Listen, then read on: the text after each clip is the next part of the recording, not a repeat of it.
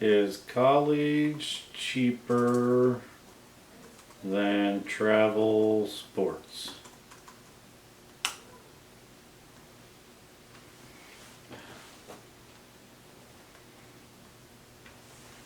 Hello?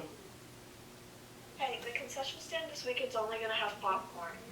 They're only gonna have popcorn? Yeah, at the softball fields.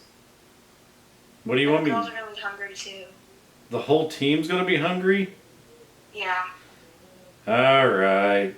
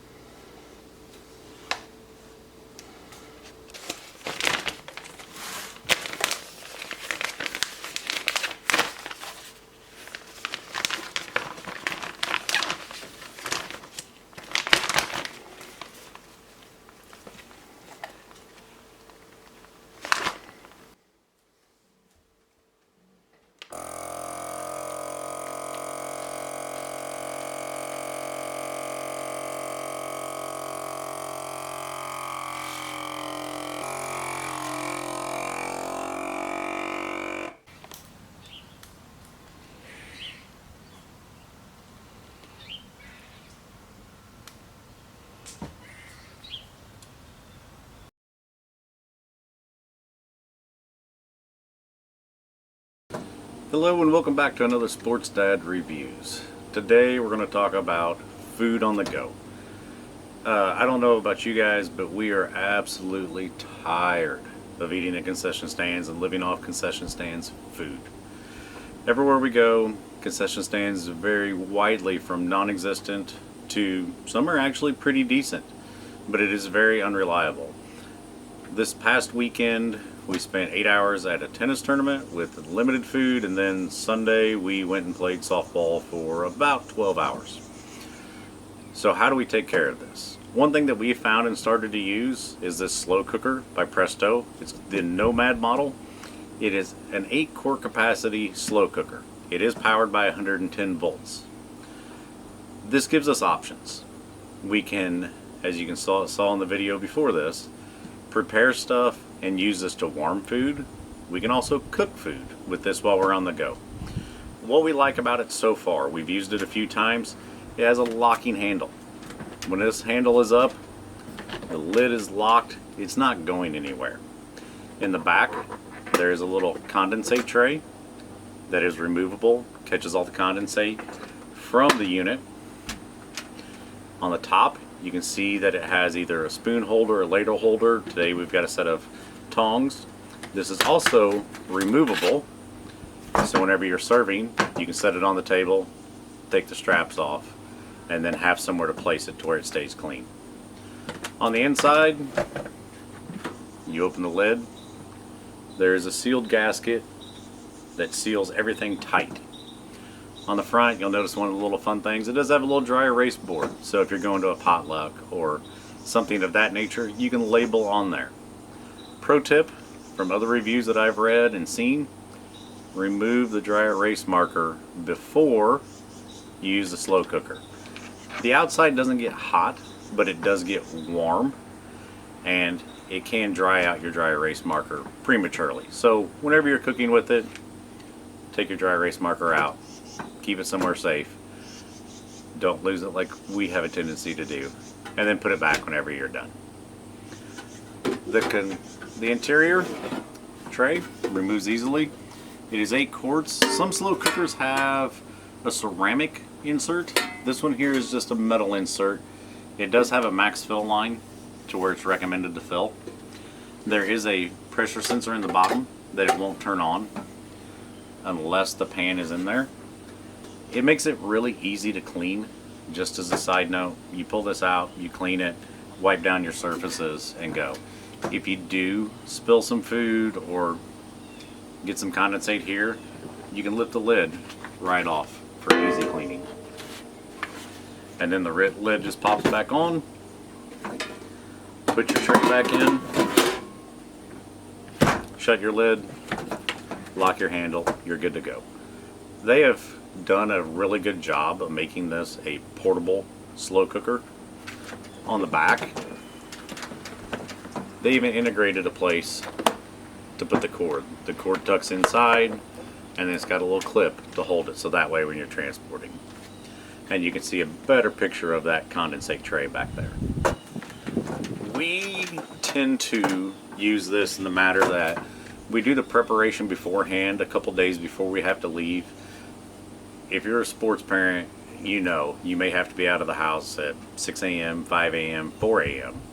to get to where you're going. We do all the prep work ahead of time. We'll have either that tray, saran wrapped, aluminum foiled in the refrigerator, ready to go. Whenever we get up to get ready for the day, we'll throw it in the slow cooker, turn it on high, and start to let things warm up while we finish getting ready. Now once we move to the car, we power it with our Blue Yeti AC 180 solar generator. We just happen to use the Blue Yeti. It works well for us.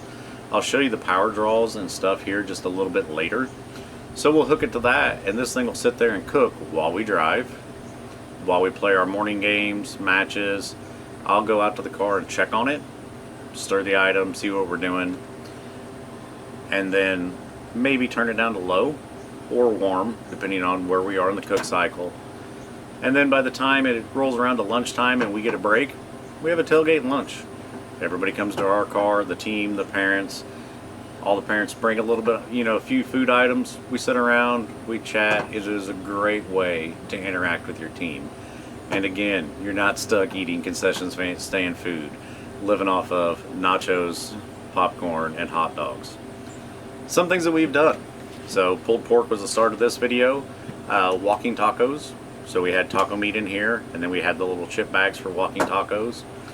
We're gonna do chili cheese dogs with it, and the options are limitless. They're really up to you. All right, let's look at power consumption and planning for how long this will run on your selected items. As you can see, I now have the slow cooker hooked to our Blue Yeti AC 180. The power of this is about 1100 usable watts. So if you can see the screen, whenever we turn it to warm, it uses approximately 35 watts. Low is going to use 240 watts, and high is going to be around 275 watts. So in your planning purposes, you're going to get about 3 hours to 4 hours on high from this particular unit. So to extend that, what we do is what I had talked about, where we start it at home, and then we'll use it as a lower setting just to keep things warm. We also, whenever we're driving, have our Blue Yeti plugged into the vehicle, so it is charging with this pass-through feature and keeping this going. So it only really draws completely off the battery pack whenever we are stopped and stationary. As we're driving, this will be charging using this pass-through feature to keep this running. Then whenever we're parked, it'll actually use there. So if you figure 8 a.m. game, 9 a.m. game by lunch, that's only 3 hours on high you really have to power. And then by then, hopefully you're down to low or just warm as a feature, and then you can extend the battery life a little bit. I did do some testing, and it does have a thermal cutoff, and I'll insert that clip here now. One thing that we have noticed while using the Nomad cooker is that after a while, whenever your item gets up to temp, which in this case it is 197, 196, right at about 200 degrees, that it actually goes into a standby mode and waits for it to cool back off before drawing any more watts. Just to give you a little heads up on that, so for your planning purposes and figuring how much power this draws, it draws 250 watts on high, but once it reaches 200 degrees, it has a thermal cutoff and stops drawing wattage. So you can see from that previous clip, whenever this reaches 200 degrees, it does have a thermal cutoff. I haven't been able to catch how cool it has to be before it starts using power again. But depending on how full it is, to reach 200 degrees takes a little bit, but once it gets to that 200 degrees, it's going to stay warm for a while because it is very well insulated. It's something that we've added. The kids seem to love it.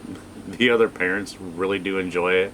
Whenever I post in our group chat, tailgate lunch for the next day of tournament, and tell them what we're bringing, it's been a great addition to the stuff that we use and carry with us. And it's not just for sports, but that's what we tend to focus on. If you need a travel slow cooker, I would recommend this product. It is solid built, ready to go. They do have a smaller one that is 6 quarts if you don't need the capacity, but in our lives, for what we're doing, feeding a team plus parents or just potlucks in general, we went with the 8-quart unit. Hopefully this helps you. Please comment, like, and subscribe. We'll see you at the fields.